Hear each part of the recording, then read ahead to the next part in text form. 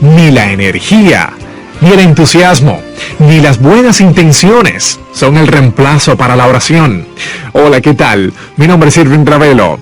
Desde nuestros estudios en Memphis, Tennessee, Estados Unidos, le damos la cordial bienvenida a El Amor que Vale. La Biblia enfáticamente dice, orad sin cesar. Abra su Biblia, por favor, en Mateo 7. Desde allí, el doctor Adrian Rogers, en la voz del pastor Lenín de Llanón, presenta la primera parte de su mensaje, El poder de la petición que prevalece. Hoy deseo que fijemos nuestra atención en Mateo 7:7. Es una de las más extraordinarias promesas de la Biblia porque nos dice cómo lograr que nuestras oraciones sean contestadas. Llegará el tiempo, y a lo mejor ya está aquí, cuando lo más importante para usted y para mí sobre esta tierra será el que Dios conteste nuestras oraciones. Si usted no puede creer estas palabras de Jesús, tampoco tiene el derecho de creer que es salvo, porque la misma Biblia que promete salvación promete que nuestras oraciones serán contestadas. Y si usted no cree una promesa, ¿cómo puede creer otra? En Mateo 7:7 Jesús dijo, pedid, y se os dará, buscad, y hallaréis, llamad, y se os abrirá. Ahora, note la explicación lógica que da Jesús desde el verso 8, porque todo aquel que pide recibe, y el que busca halla, y al que llama se le abrirá. ¿Qué hombre hay de vosotros que si su hijo le pide pan, le dará una piedra? ¿O si le pide un pescado, le dará una serpiente? Pues si vosotros, siendo malos, sabéis dar buenas dádivas a vuestros hijos, ¿cuánto más vuestro Padre que está en los cielos dará buenas cosas a los que le pidan? Cuando yo era solo un muchachito, el doctor Roy Ángel era un muy conocido pastor en Miami, en la Florida. Y una de las cosas que él hacía en sus predicaciones era contar historias. Usaba en forma excelente ilustraciones en sus mensajes, y alguna vez contó de un joven pastorcito cuidando sus ovejas. Un día ese joven pastor vio en el suelo una flor de increíble belleza. Se arrodilló para mirar más de cerca esa flor y le fascinó tanto que con sumo cuidado la sacó con raíz y todo del suelo y poniéndose de pie y teniendo la flor en la palma de sus manos, la contempló más de cerca. Cuando así lo hizo, una montaña cercana pareció que se abrió por la misma mitad. Unas enormes puertas se abrieron de par en par en la montaña y los brillantes rayos del sol iluminaron toda clase de tesoros en esa montaña abierta. El pastorcito jamás había visto nada semejante, así que, dejando la flor en el suelo, fue hacia ese tesoro y comenzó a recoger en su manto rubíes, diamantes, esmeraldas, zafiros, perlas, oro y plata. Su manto estaba repleto de ese tesoro. Él no era más que un pobre pastor, pero ahora iba a ser un rico pastor. Y con ese fabuloso tesoro comenzó a bajar la montaña, cuando escuchó una voz que le decía, no te olvides de lo mejor. Y él, mirando a su alrededor, se preguntó, ¿qué puede haber algo mejor de lo que ya tengo? Y siguió su marcha, pero escuchó nuevamente la voz, no te olvides de lo mejor. Esta vez no hace ningún caso a la voz y corriendo más que caminando, desciende de la montaña. De pronto, con gran estruendo, las enormes puertas que vio en la montaña se cerraron y la montaña desapareció completamente. Y el momento que la montaña desapareció, también desapareció el fabuloso tesoro que creía tener en su manto. Y volvió a escuchar la voz que le dijo, lo mejor era la flor, porque la flor era la llave para abrir la montaña, y tú dejaste esa flor allá en el suelo, en la montaña. Por supuesto, es solo una ilustración, un cuento, una fábula, una parábola. Usted llámela como quiera llamarla, pero escuche, lo mejor, la llave para abrir todos los tesoros del cielo es la oración. No se olvide de lo mejor. Jesús dijo, pedid y se os dará, buscad y hallaréis, llamad y se os abrirá. Jesús dice que si pedimos y buscamos y llamamos, se nos dará, hallaremos y se nos abrirá. Por lo tanto, no hay sustituto para la oración. Si usted pierde una pierna o un brazo, en la actualidad los puede reemplazar con una pierna o brazo artificial.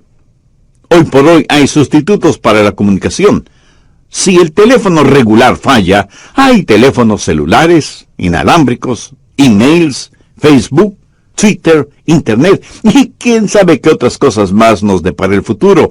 Pero la verdad es que no hay sustitutos para la comunicación. Y ya no es cosa de ciencia ficción que un día de estos los clones sustituirán a los seres humanos. Y sin embargo no hay sustituto para la oración. Ni la elocuencia, ni el intelecto, ni la energía, ni el entusiasmo, ni las buenas intenciones son reemplazo para la oración. Yo creo que el más grande recurso del mundo aún no utilizado es la oración. Se estudia para ver cómo se puede aprovechar la tremenda energía que hay en los relámpagos o en las inmensas olas del océano, o cómo aprovechar más eficientemente la energía solar.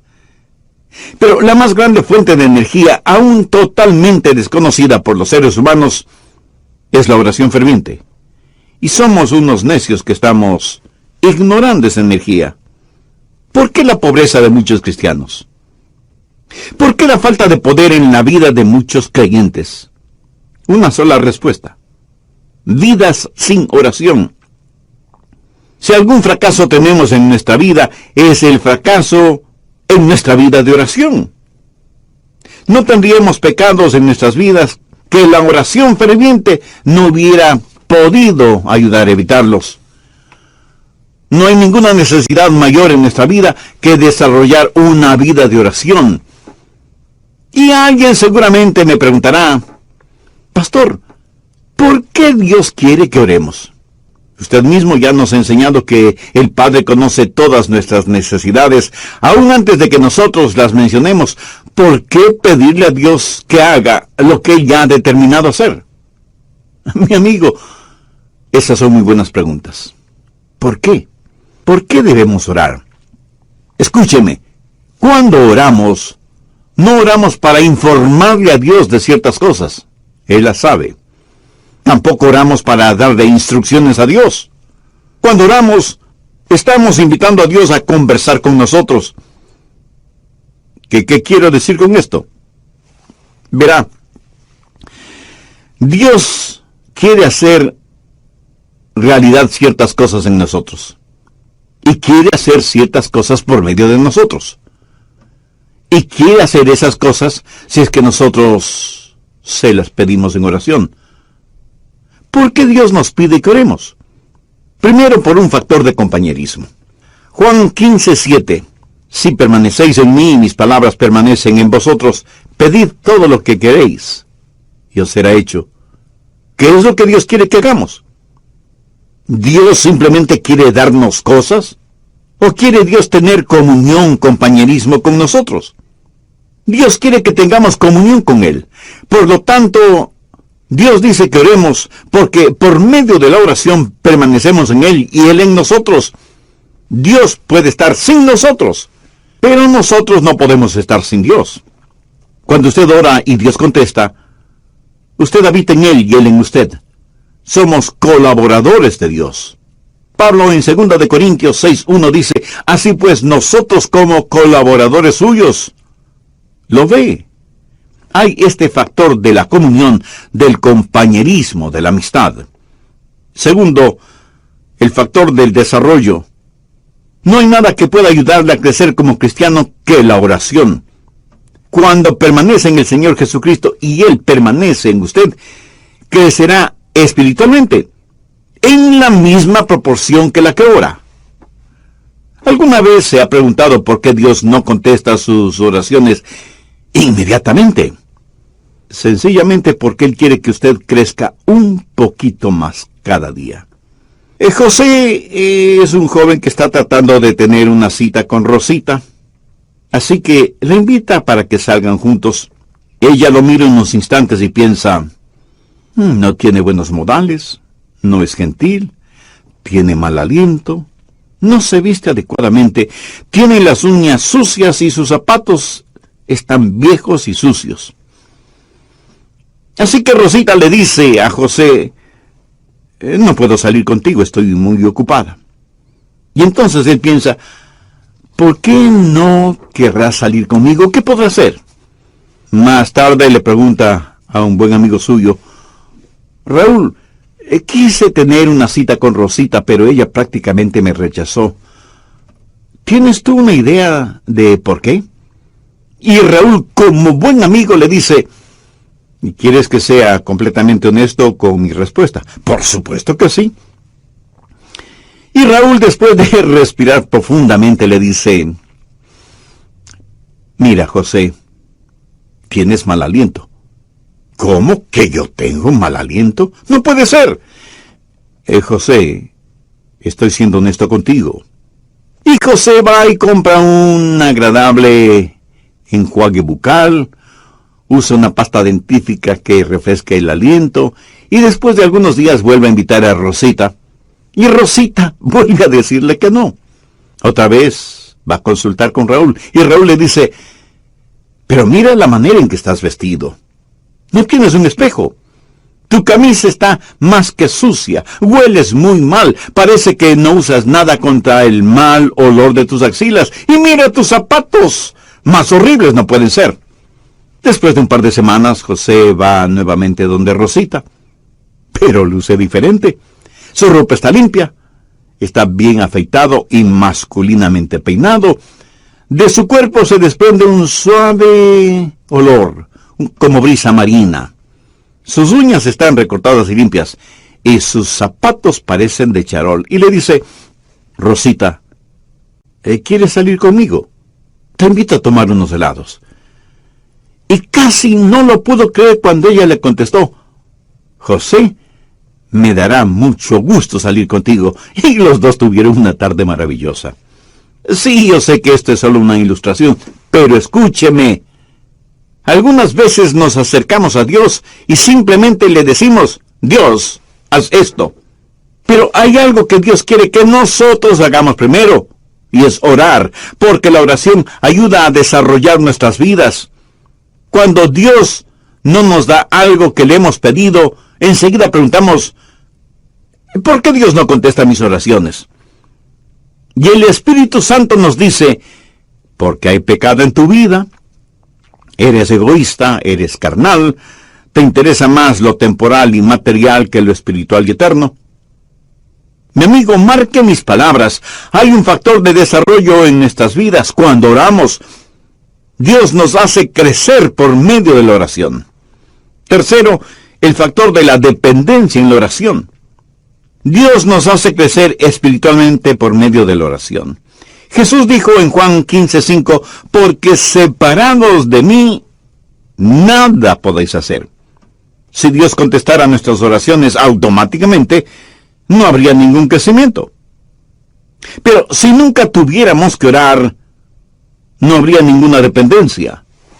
La oración es la forma en que nos fusionamos con Dios. Y esa es una maravillosa promesa. Pedir, buscad, llamad. Pero no solo una promesa que reclamar, sino un proceso a seguir. ¿Alguna vez ha puesto atención a los verbos en este versículo? Pedir, buscar, llamar. Eso es un proceso que va creciendo en intensidad. Pedir para recibir, buscar para encontrar, llamar para que se nos abra. Así, este versículo es una promesa y un proceso. La promesa de que Dios nos escuchará. Enfoquemos este punto. Usted se acerca a Dios y le pide algo. ¿Sabía que el más grande problema en la oración no es la oración no contestada, sino la oración no verbalizada? Muchos ni siquiera llegamos a pedir. Santiago 4:3 dice, pedís y no recibís, porque pedís mal. Pero la oración no verbalizada no solo es una tragedia, sino que es un pecado. El profeta Samuel dijo, lejos sea de mí que peque contra Jehová, cesando de rogar por vosotros. Una y otra vez la Biblia no solo nos invita a orar, sino que nos ordena orar. Busque Lucas 18:1. También les refirió Jesús una parábola sobre la necesidad de orar siempre y no desmayar. Y en Marcos 14:38, Jesús les dijo a los discípulos: velad y orad para que no entréis en tentación. Escúcheme, cada vez que pecamos es porque hemos fracasado en orar como debíamos hacerlo. Y Pablo dice que no debemos estar afanosos por nada, sino que debemos dar gracias por todo. Y que con oración y ruego debemos hacer conocer nuestras peticiones a Dios. La razón por la que estamos tan llenos de preocupaciones y ansiedades es porque no hemos aprendido a orar.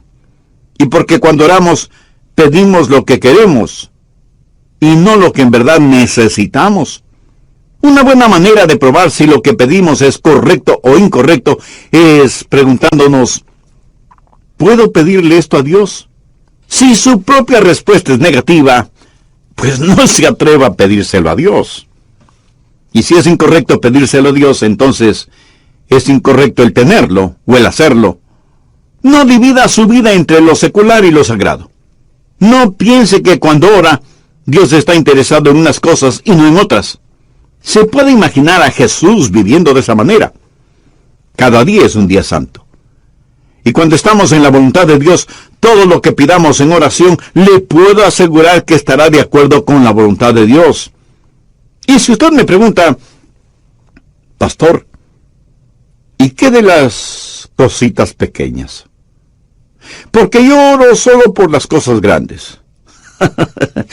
Mi amigo, ¿qué es pequeño o qué es grande delante de Dios? Debemos orar por todas las cosas. Sí, ore por la salud de su cónyuge o sus hijos, ore por su trabajo o su negocio, pero ore también por el fin de semana o las vacaciones con su familia. Pastor, ¿qué si es que quiero las cosas equivocadas? ¿Debo orar por eso? Por supuesto que sí. Pero ore para que Dios le quite ese deseo que tiene por las cosas equivocadas. Dios no le contestará a menos que usted le pida.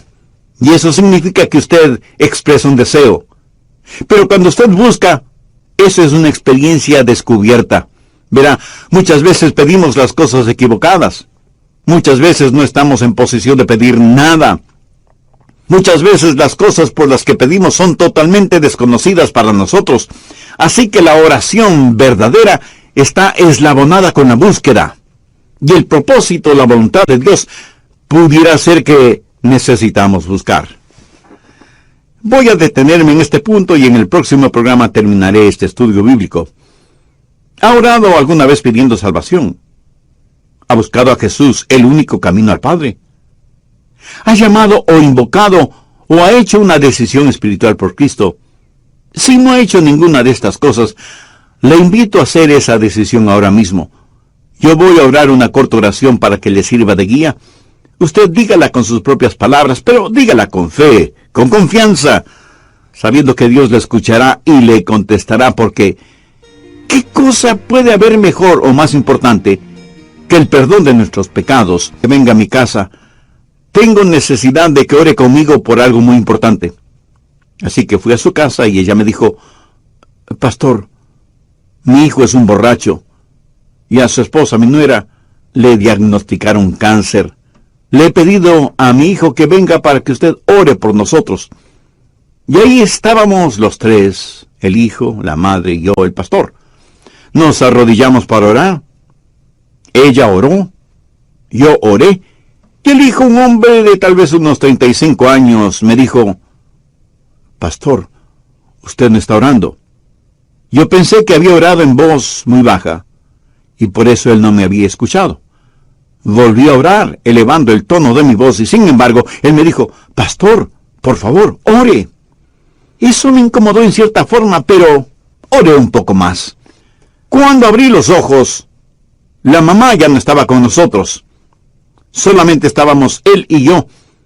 De pronto escuché ruidos en otro cuarto, y fui hasta allá, y encontré a la mamá de él totalmente extendida en el suelo con los brazos en cruz, orando intensamente, y escuché su oración.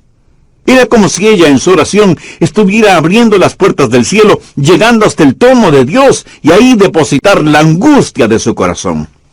Le escuché hacerle acuerdo a Dios de sus promesas, derramando su alma en favor de su hijo. Y me di cuenta de algo. Ese hombre durante su niñez y su juventud seguramente vio muchas veces orar a su madre de esa manera, orando intensamente, y por eso me dijo: pastor, usted no está orando. Ese día aprendí una importante lección acerca de la oración, lo que significa acercarse al trono de Dios en oración. Y eso, mi amigo, no solo es una oración que pide, sino una oración que busca. Pero no solo debemos pedir y buscar, sino que, como Jesús lo dijo, debemos llamar. Y con esa acción estamos expresando una determinación. El llamar significa que no nos detendremos hasta que obtengamos aquello que le pedimos a Dios, o hasta cuando Dios nos diga no. Veamos Lucas 11 por un momento, desde el verso 5. Les dijo también: ¿quién de vosotros que tenga un amigo va a él a medianoche y le dice: amigo, préstame 3 panes, porque un amigo mío ha venido a mí de viaje, y no tengo que ponerle delante? Y aquel, respondiendo desde adentro, le dice: no me molestes, la puerta ahí está cerrada, y mis niños están conmigo en cama, no puedo levantarme y dártelos. Os digo que aunque no se levante a dárselos por ser su amigo, sin embargo por su importunidad se levantará, y le dará todo lo que necesite. Esa es la parábola. Ahora mire los versos 9 y 10. Y yo os digo: pedid, y se os dará; buscad, y hallaréis; llamad, y se os abrirá. Porque todo aquel que pide, recibe; y el que busca, halla; y al que llama, se le abrirá. Ahora usted tiene que entender algo sobre esos tiempos bíblicos.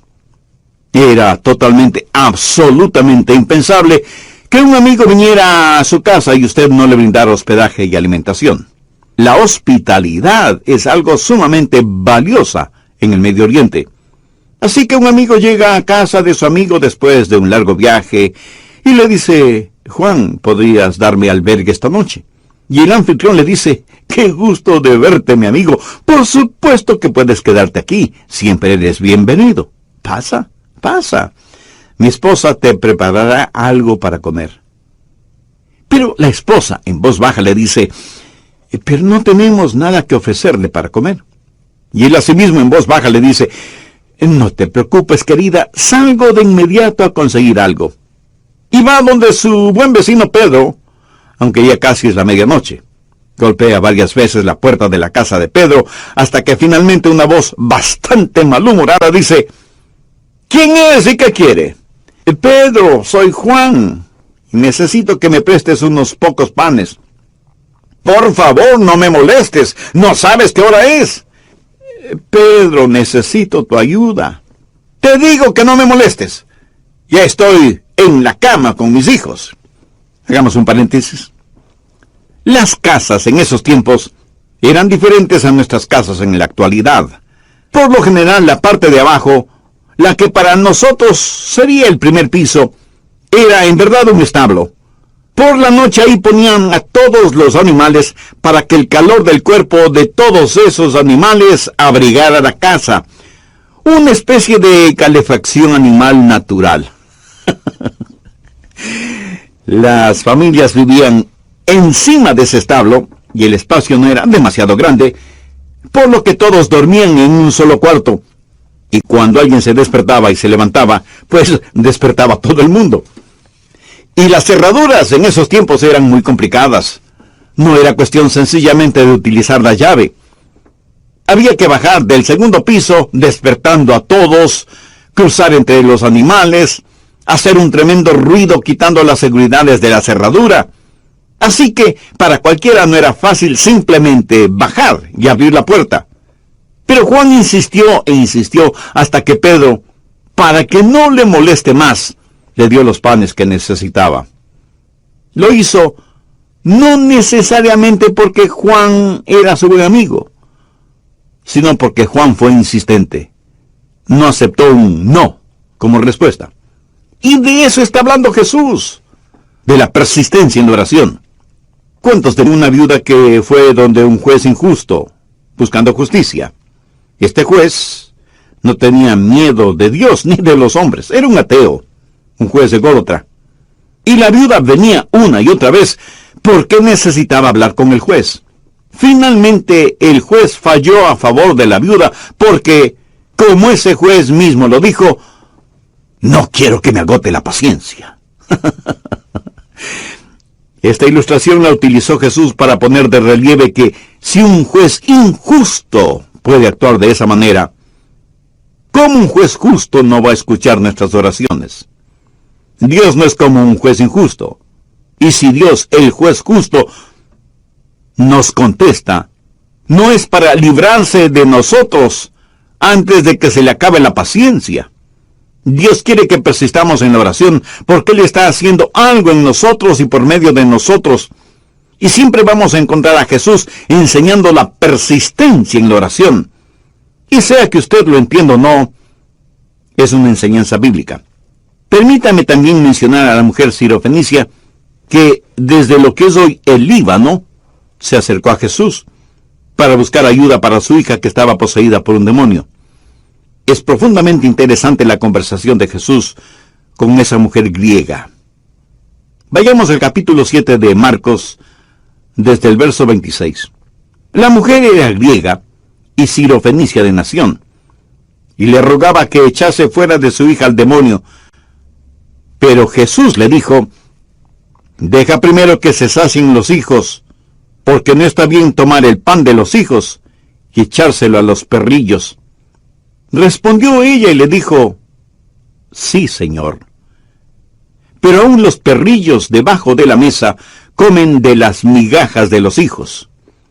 Entonces le dijo, por esta palabra, ve, el demonio ha salido de tu hija. Y cuando ella llegó a su casa, halló que el demonio había salido y a la hija acostada en la cama. Cuando Jesús usó la palabra perrillos, hacía referencia a perritos mascotas. Note que la mujer no se siente ofendida por eso, y más bien le dice a Jesús que aún los perrillos están felices de comer las migajas de pan que caen de la mesa. En el original, ella no usa la misma palabra que Jesús utilizó para perrillos. Ella usó una palabra que describe a un perro callejero, flaco y sarnoso. Por eso Jesús se sintió conmovido y le otorgó a la mujer lo que le había pedido. Durante las horas finales de su pasión, Jesús oró a su Padre varias veces. Jesús, el Hijo de Dios, prevaleció en la oración. El apóstol Pablo habla de una espina en la carne y dice que 3 veces le pidió a Dios que se la quitara. Esto significa que Pablo tuvo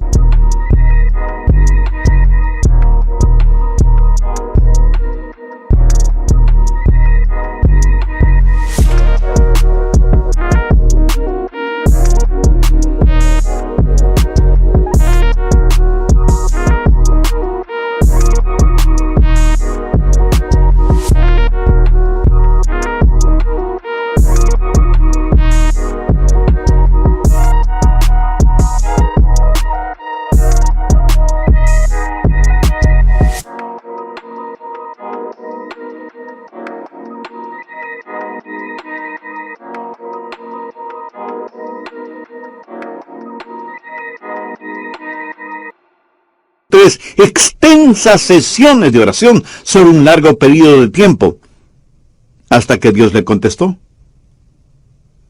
Pero Dios no le contestó como Pablo se lo pidió, sino como Dios quiso contestarle. Elías oró por lluvia, y estando en el monte Carmelo, envió a su criado a ver si descubría alguna nubecita en el cielo. Nada. 6 veces dio la orden y 6 veces la misma respuesta. Nada. Pero a la 7ª vez el criado vio una nubecita del tamaño del puño de un hombre. Esto es una ilustración de la oración persistente de Elías, quien, juntamente con su criado, comenzó a caminar porque ya se escuchaba el sonido de una abundante lluvia. Ahora, ¿cómo saber cuándo pedir o cuándo dejar de pedir? cuándo buscar y dejar de hacerlo, cuándo llamar y dejar de hacerlo. Al respecto, permítame mencionar 3 pasos. Se detiene cuando Dios le da lo que usted ha pedido. A veces las respuestas de Dios son directas, otras veces son diferentes. Algunas veces Dios demora sus respuestas, otras veces simplemente las niega. Pero ¿cómo saberlo? Bueno, si Dios le otorga lo que usted ha pedido, ya no hay que seguir pidiendo, ¿no le parece? Pero algunas veces usted ora por algo, y aunque no lo tiene en sus manos, lo tiene en su corazón. Quiero decir, algunas veces Dios le dirá, ya lo tienes. Y usted tiene la seguridad de que lo que ha pedido a Dios ahora, ya se lo ha dado. Y usted comienza, aunque Dios le haya dicho, no, agradézcale. Porque Dios nos da solo cosas buenas. Y si no nos da algo que le hemos pedido, es porque seguramente eso no será bueno para nosotros. Pero usted se mantiene pidiendo hasta que Dios le diga sí, o espera, o definitivamente no. Entonces hay una promesa que reclamar, hay un proceso que seguir y hay una provisión que debemos gozar. Note que el Señor Jesucristo dice por qué y cómo contesta nuestras oraciones. Volvamos a Mateo 7, desde el verso 9, y veamos cómo el Señor ilustra esto. Jesús hace la pregunta: ¿qué hombre hay de vosotros que si su hijo le pide pan, le dará una piedra? ¿O si le pide un pescado, le dará una serpiente? Pues si vosotros, siendo malos, sabéis dar buenas dádivas a vuestros hijos, ¿cuánto más vuestro Padre que está en los cielos dará buenas cosas a los que le pidan? Ahora, ¿cómo sé que Dios va a contestar la oración? Pues note lo que Jesús está diciendo. Es algo razonable y que va de acuerdo a nuestra naturaleza humana. Tome un hombre que no ha sido salvado, un hombre que no conoce a Dios. Si sus hijos le piden comida, no les dará comida. Jesús dice que si nosotros, siendo malos, sabemos dar cosas buenas a nuestros hijos, ¿cuánto más nuestro Padre Celestial no nos dará cosas buenas si es que le pedimos? ¿Por qué sus oraciones serán contestadas? Pues porque Dios es bueno. Sabe eso con certeza en su corazón, en su mente. Dios es bueno. Dios se deleita en contestar sus oraciones. Dios quiere contestar sus oraciones porque nuestro Dios es un buen Dios. Pero Dios no solamente que es bueno, sino que además es sabio. Si usted le pide pan, tenga la seguridad de que no le dará una piedra. Él nunca